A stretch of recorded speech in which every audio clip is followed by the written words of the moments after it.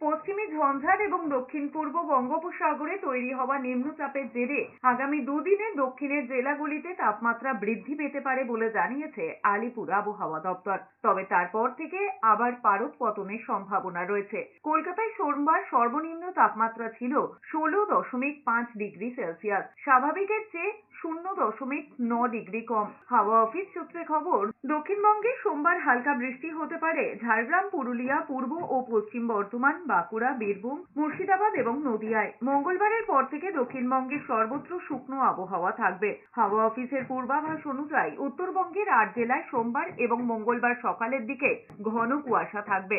দার্জিলিং, জলপাইগুড়ি, কোচবিহার, কালিম্পং, আলিপুরদুয়ার, উত্তর ও দক্ষিণ দিনাজপুর এবং মালদায় কুয়াশার কারণে দৃশ্যমানতা 50 মিটার পর্যন্ত নামতে পারে। 2 থেকে 3 ডিগ্রি তাপমাত্রা কমতে পারে উত্তরের জেলাগুলিতে। ফলে দার্জিলিংয়েও তুষারপাতের সম্ভাবনা রয়েছে। এছাড়া সোমবার দার্জিলিং, জলপাইগুড়ি, কালিম্পং, উত্তর ও দক্ষিণ দিনাজপুর এবং মালদার কিছু জায়গায় বিক্ষিপ্তভাবে হালকা বৃষ্টি হতে পারে।